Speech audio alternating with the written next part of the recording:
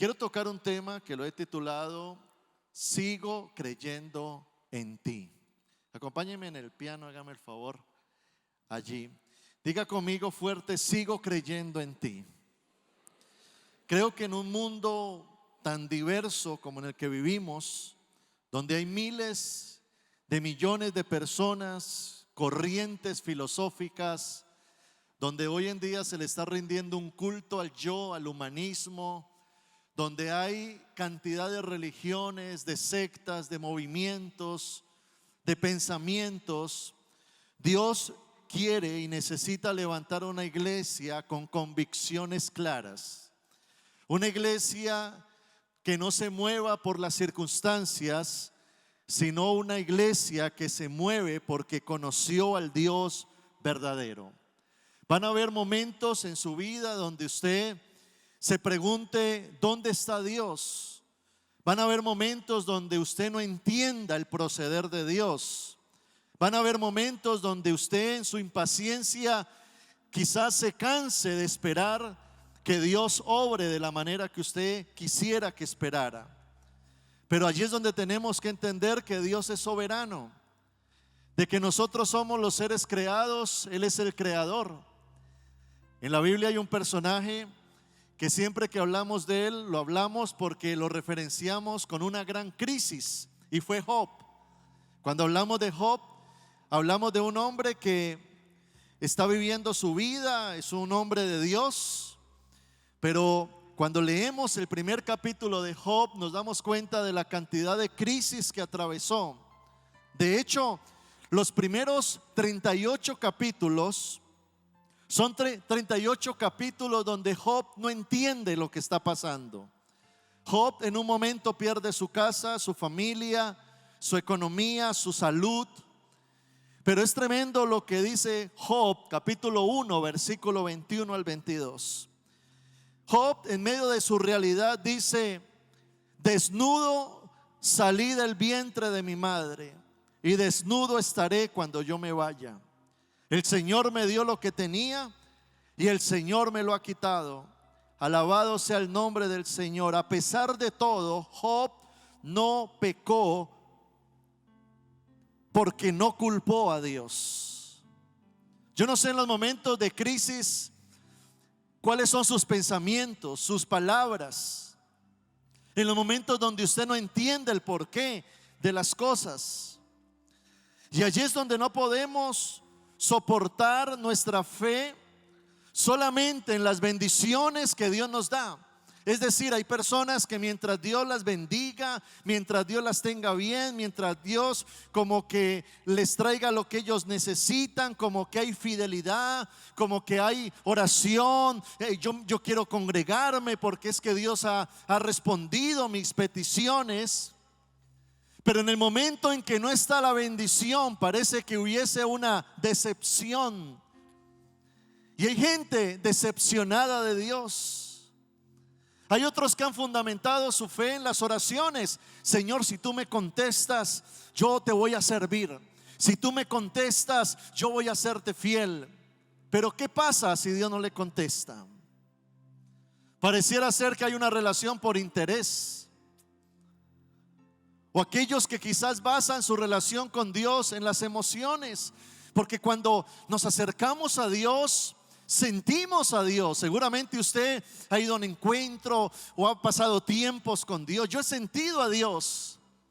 Cuando uno siente corrientazos, cuando uno cae al piso, yo he llorado, yo he reído. Yo sé lo que es estar en un piso tirado, sintiendo la carga de Dios. Pero ¿qué pasa cuando no sentimos a Dios? ¿Qué pasa cuando oramos y no pasa nada? ¿Qué pasa cuando nos metemos a ayunos y no sentimos a Dios? ¿Qué pasa cuando nos acercamos a la palabra y hay momentos donde leemos la Biblia y ni la entendemos? ¿O no sentimos que nos habla? Hoy en día hay un cristianismo como light, un cristianismo que parece ser una moda, pero la moda viene y se va. En algunos círculos sociales decir que soy cristiano es como algo popular. pero no es una fe fundamentada en una roca, sino en una emoción pasajera.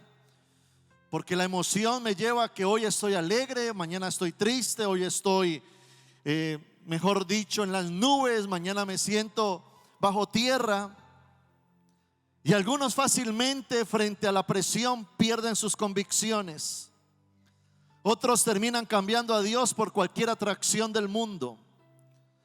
Otros aún se avergüenzan de su fe.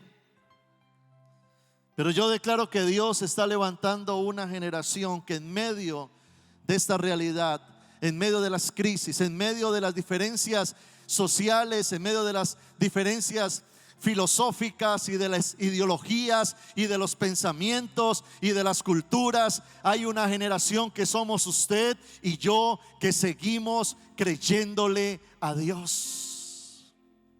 ¿Qué quiere Dios de nosotros? En primer lugar, aunque nadie más crea en Él, yo sigo creyendo en Dios. Yo recuerdo mi esposa contarme cuando ella ingresó a estudiar en la universidad psicología. Era una universidad secular,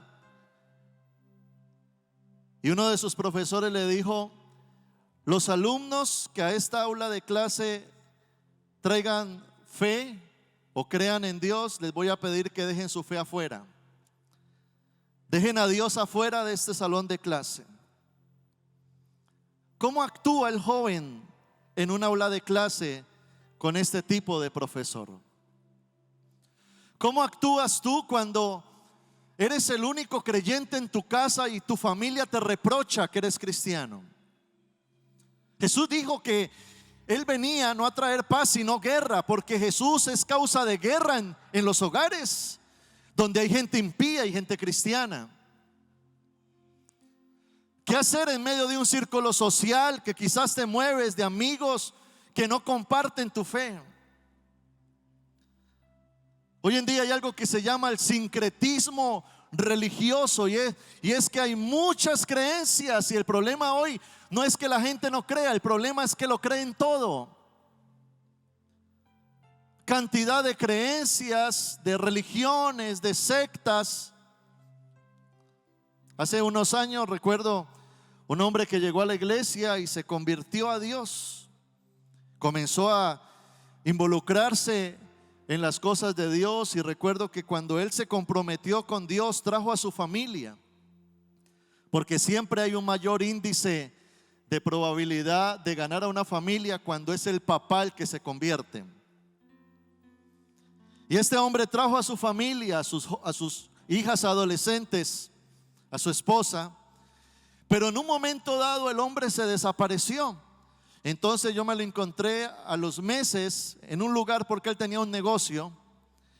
Dios lo había bendecido, y yo le pregunté: oye, ¿qué te pasó? ¿Por qué no volviste a la iglesia? Y la respuesta de él fue: pastor, es que yo conocí la verdad. Eso me decía él: yo conocí la verdad. Y resulta de que a él le compartieron de una secta, esa secta que se llamó Creciendo en Desgracia, Creciendo en Gracia. Y resulta de que él me decía: pastor, es que yo conocí la verdad, y es que acá donde yo estoy podemos tomar whiskycito, podemos bailar, porque eso es lo que hace la secta. La secta se acomoda a lo que quiere el hombre, y eso no es el evangelio. El evangelio genuino no es acomodar la Biblia a mi estilo de vida, sino lo opuesto, es acomodar mi vida a la palabra de Dios. Por eso es sacrificial, pero este es el evangelio que te lleva al cielo.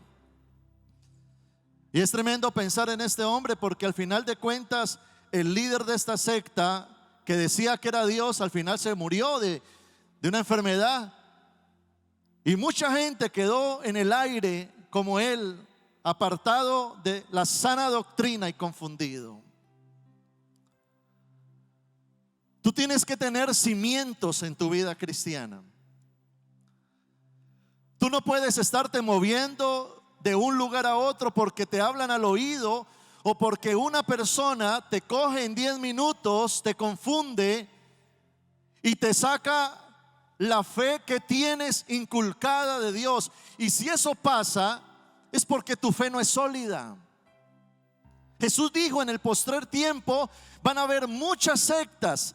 Cristos se levantarán diciendo: yo soy Jesús. Así es que usted dé por hecho de que van a haber diferentes corrientes, filosofías, pensamientos. Pero Dios necesita una generación que le crea a Él, porque Jesús mismo en sus propias palabras dijo en Lucas 21:33: el cielo y la tierra pasarán, pero mis palabras no pasarán. ¿Qué necesita Dios? Que yo le crea a Él. Segundo, aunque no entiendas a Dios. ¿Cómo hubiese actuado usted en los zapatos de Job? De hecho, Job tiene 42 capítulos y 38 capítulos. Job trata de entender a Dios, pero no lo entiende. Y vienen los amigos de Job a tratar de especular el por qué. ¿Por qué Job está viviendo eso?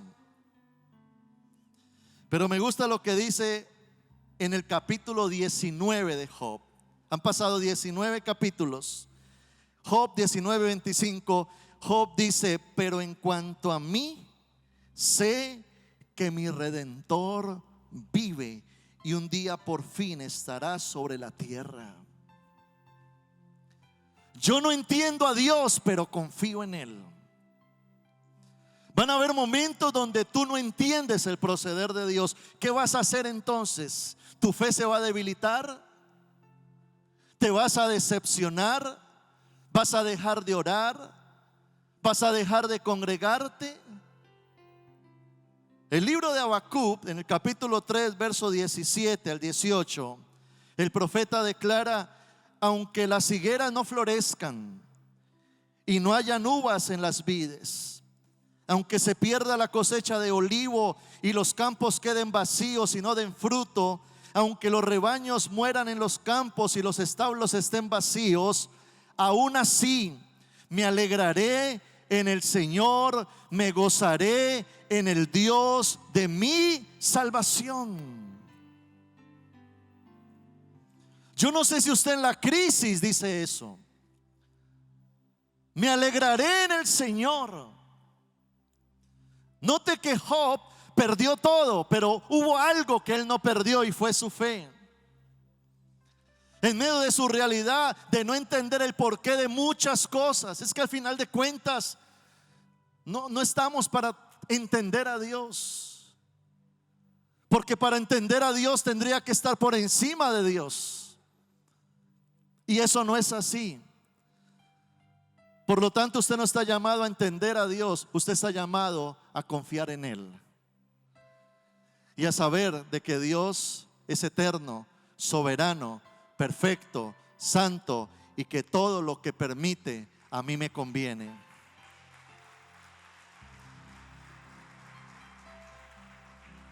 Escuché a un gran hombre de Dios, un hombre que le ha servido a Dios casi toda su vida, y él contaba cómo iba en una moto acuática, tuvo un accidente y sus piernas se destrozaron y tuvo que pasar alrededor de 6 meses inmóvil. No se podía parar. Y él en esa condición decía: yo me preguntaba por qué Dios lo permitió. Y allí compuso una canción que se llama Sigues siendo Dios, Marcos Witt. Y esta canción él la compone en un momento donde no entiende a Dios, pero dice: sin yo entenderlo, Él sigue siendo Dios. Si me va mal, Él sigue siendo Dios. Si me va bien, Él sigue siendo Dios. Dios necesita hoy una generación, una iglesia que confíe en Él, que le diga: Señor, en este tiempo yo sigo creyendo en ti. Siga creyendo en Dios, aunque no lo veas. Ese es el tercer aspecto. Yo recuerdo cuando yo me convertí a Dios, era jovencito, trabajaba con unos compañeros allí y con uno de ellos una vez fui a una playa. Y recuerdo que esa tarde nos sentamos en la arena, era como un tiempo de descanso. Yo estaba en mi primer amor, leyendo la Biblia, conociendo de Dios. Entonces yo le compartí de Dios y él me dijo algo que me dejó pensando y me dijo: si usted me habla de Dios, muéstreme a Dios y yo le creo. Entonces se me vino a la mente de que Dios habla por la palabra. Entonces le digo: pero está la Biblia. Entonces él me dice: pero la Biblia es escrita por hombres. ¿Quién me dice a mí que en tantos siglos de historia no ha habido hombres que la han manipulado, que han escrito lo que han querido? Ese libro es manipulado, eso es escrito de hombres. Muéstreme a Dios. Yo recuerdo pararme de allí y este pelado me dejó un poquito como enredada la cabeza. ¿Qué pasa en esos momentos? Y Dios me habló y me dijo: Samuel, te voy a mostrar las formas de tu entender que yo soy real. Por un lado, yo me he revelado al hombre a través de Jesús. Dice la Biblia en Juan capítulo 14, verso 8 al 10. Felipe le dijo a Jesús: Señor, muéstranos al Padre y quedaremos conformes. Es lo mismo que decía el joven: muéstrame a Dios. Jesús respondió: Felipe, he estado con ustedes todo este tiempo y todavía no sabes quién soy. Los que me han visto a mí han visto al Padre. Entonces, ¿cómo me pides que les muestre al Padre? ¿Acaso no crees que yo estoy en el Padre y el Padre está en mí? Ningún ateo, más ateo que sea, puede negar la realidad histórica de que Jesús existió. Y cuando vemos a Jesús, en Jesús está la expresión de un Dios en la tierra real, donde a él al revelarse estaba revelando el poder de Dios y quién era él. Pero Dios también me dijo: a través de la palabra yo me revelo. En el libro de Segunda de Pedro 1:20 al 21 dice la Biblia: tienen que entender.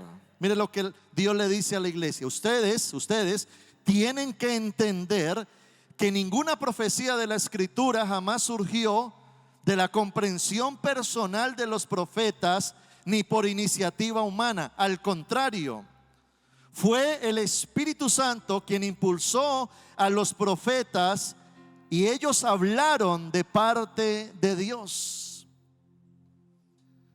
Es decir, de que la palabra de Dios, la Biblia, es un libro que Dios reveló al ser humano para que lo escribiera, pero que la Biblia es Dios mismo hablando y revelándose a nosotros.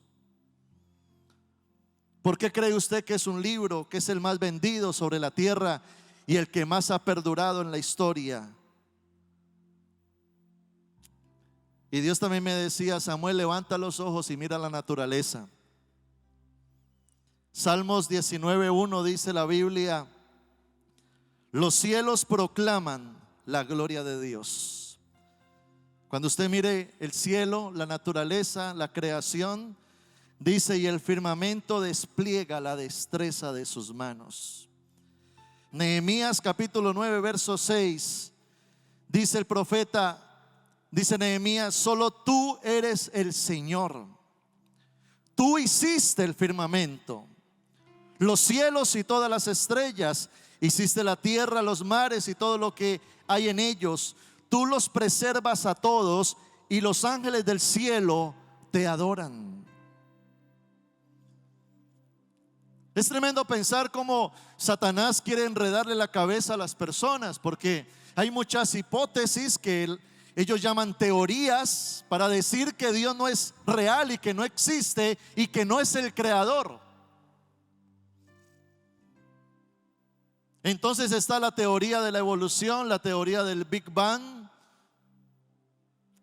Pero son teorías porque usted le pregunta a una persona de esas, compruébeme, y dice, no puedo comprobarle.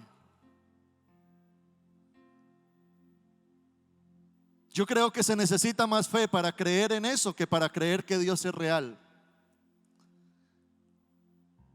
Pero usted y yo hemos entendido de que hay alguien por encima de la creación, que es el creador, el Rey de Reyes, el Señor de Señores, nuestro Señor Jesucristo, el Dios poderoso. Dele ese fuerte aplauso al Señor. Ahora, ¿qué espera Dios de nosotros? En medio de este mundo, de esta sociedad, somos individuos, seres mortales, que Dios se nos reveló. Somos su pueblo, sus hijos. ¿Qué espera Dios de nosotros? ¿Qué espera Dios de ti? Primero, que confiemos en Él. El Salmo 146, verso 3 en adelante, dice el salmista: no pongan su confianza en los poderosos. No está allí la ayuda para ustedes. Pero felices son los que tienen como ayudador al Dios de Israel, los que han puesto su esperanza en el Señor su Dios. Él hizo el cielo y la tierra, el mar y todo lo que hay en ellos. Él cumple todas sus promesas para siempre. Hace justicia al oprimido y da alimento al que tiene hambre. El Señor libera a los prisioneros.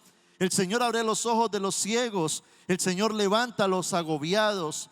El Señor ama a los justos. El Señor protege a los extranjeros que viven entre nosotros. Cuida de los huérfanos y las viudas, pero frustra los planes de los perversos. El Señor reinará para siempre. Él será tu Dios, oh Jerusalén, por todas las generaciones. Alabado sea el Señor. Amén.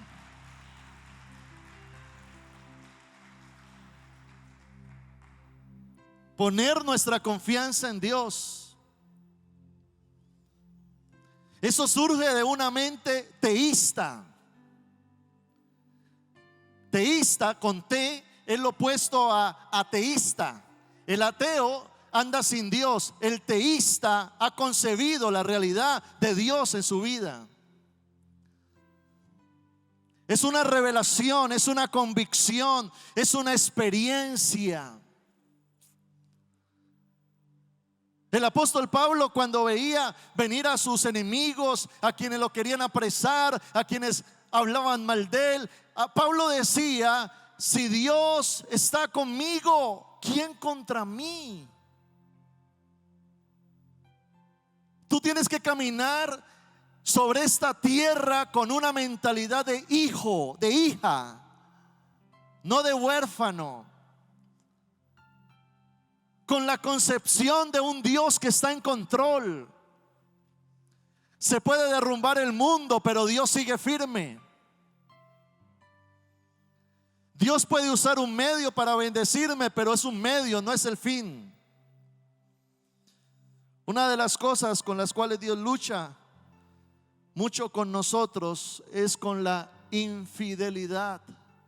Mire que la Biblia, tanto en el Antiguo Testamento como en el Nuevo Testamento, Dios se expresa de su pueblo. En algunas porciones dice: es mi novia. En otras dice: es mi esposa. La Biblia dice que cuando vayamos al cielo, entraremos a las bodas del Cordero de Dios, donde estará el novio, que es Jesús, y la novia, que es la iglesia, se presenta ante Jesús. Pero en muchas partes de la Biblia, Dios llama a su pueblo un pueblo infiel. Y le dice: tú te prostituiste y te vendiste por dinero. Y eso pasa en la vida de muchas personas que quizás cuando llegan a Dios llegan vueltas pedacitos y Dios los arma, Dios les da amor, Dios los bendice, Dios los sana, Dios los prospera. Pero cuando están en la bendición le dan la espalda a Dios. Y una de las cualidades de Dios, dice la Biblia, que Dios es un Dios celoso. Y Él es celoso porque te ama. Y Él no te quiere compartir con el mundo, porque Él te quiere para Él solito. Pero en medio de un mundo que nos coquetea, en medio de un mundo secularista, pagano, que nos llama la atención, que nos ofrece cosas, muchas personas terminan cediendo y dejando a Dios atrás. Recuerdo una joven que llegó a la iglesia hace un tiempo y ella llegó a Dios y Dios comenzó a levantarla, y su deseo más profundo era que ella quería entrar a la universidad y que Dios le abriera las puertas y que Dios le diera los recursos. Y ella comenzó a crecer en la iglesia, fue mentora de un grupo, comenzó a servirle al Señor. Y en un momento Dios, ¡pum!, le otorgó la bendición. Resultó un milagro, le abrieron las puertas en una universidad y se fue a estudiar allá. Pero en medio de estar estudiando, un día me dice: pastor, aquí le entrego el grupo Vida, porque es que pastor, estudio y no tengo tiempo. Después no la veía en los servicios y le pregunté: oye, ¿por qué no te congregas? Ay, pastor, qué pena. Es que, usted viera, el fin de semana tuve que estar con mis compañeros haciendo una cantidad de trabajos que no pude ir. Al final se ennovió con un compañero impío del estudio, cayó en fornicación, quedó embarazada, se fue a vivir con él y terminó totalmente alejada de Dios. Yo me pregunto, ¿cómo mirará Dios a una persona así?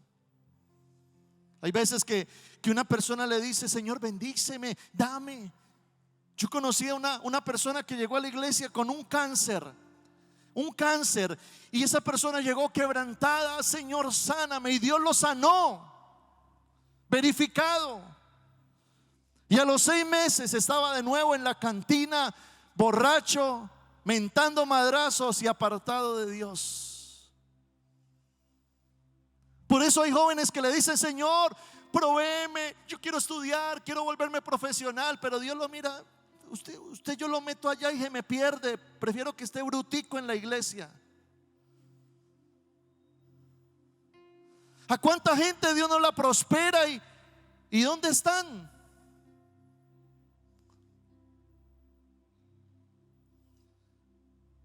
¿Por qué somos infieles a Dios? ¿Cuánta gente no tira las cosas y vuelve al mundo? ¿Cuánta gente no se distrae por lo que aparentemente brilla en el mundo, alejándose del reino de Dios? Pero hoy Dios necesita levantar una generación fiel, leal, una generación que lo ame a Él en primer lugar, y que las bendiciones sean sencillamente añadiduras.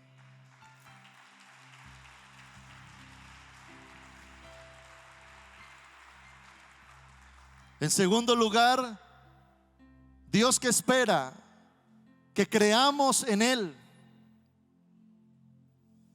El mundo pide señales. Había mucha gente que rodeaba a Jesús y le decía a Jesús: muéstrame una señal y creo en ti.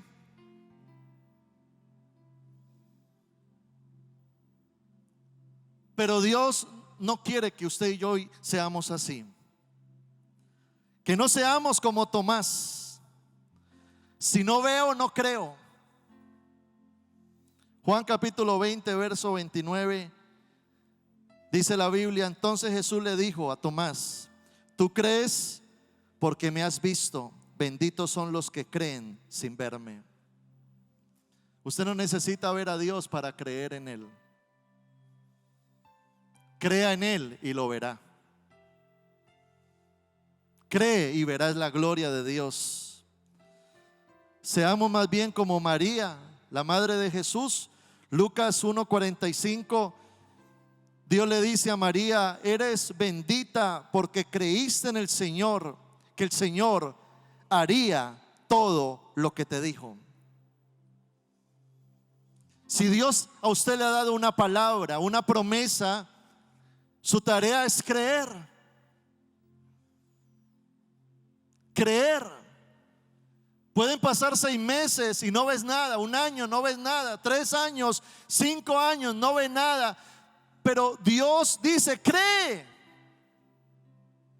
cree, cree en mi poder, en mi fidelidad. Y hay una realidad, y es que nosotros luchamos con la incredulidad, luchamos con la impaciencia. Y cuando vienen las crisis o los golpes de la vida, como que nos desestabilizan. Pero allí es donde Dios demanda de nosotros una fe inquebrantable, una obediencia determinada, y que le digamos al Señor, como le dijo Job en medio de su crisis: yo sé que mi Redentor vive y Él obrará a mi favor. Y lo tercero que Dios espera y quiere de nosotros es que aprendamos a esperar, que esperemos en Él. Si usted estudia la palabra, se da cuenta que por allá en el capítulo 38 de Job, Dios le habla a Job.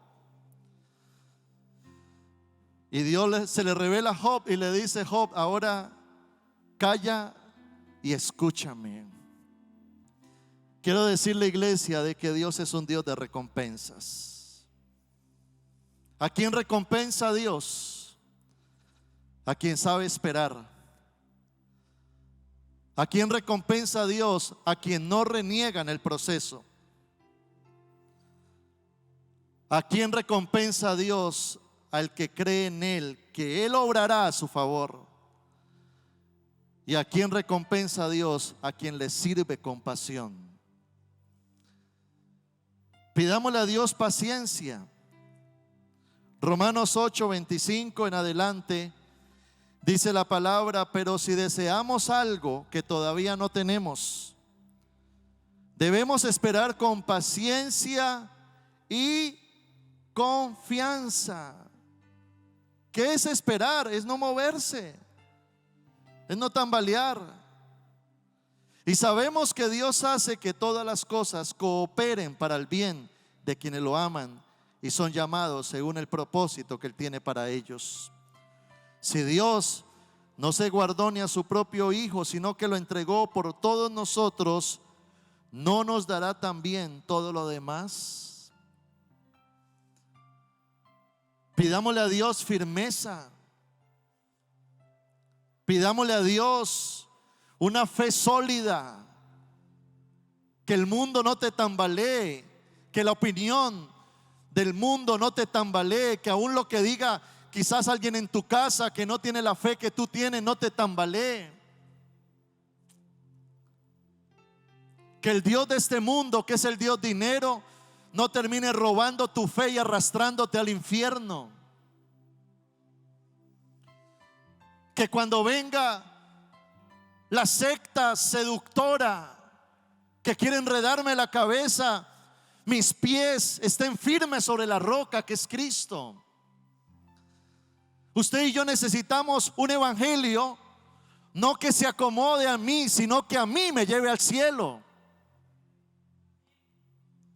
¿Qué saco con yo vivir una vida religiosa y terminar en un infierno?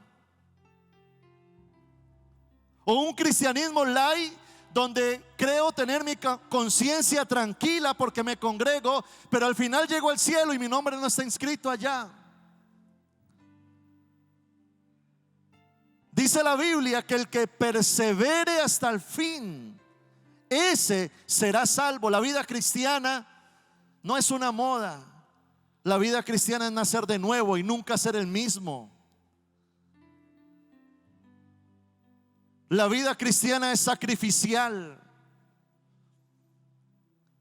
La vida cristiana es morir recibir sus promesas y creerlas, y basar mi fe no en lo que Él me pueda dar, sino en aquello que Él ya hizo por mí en la cruz del Calvario. Y si creo en Él, sé que el Dios que envió a su Hijo dará también juntamente con Él todas las cosas. Dele fuerte ese aplauso al Señor.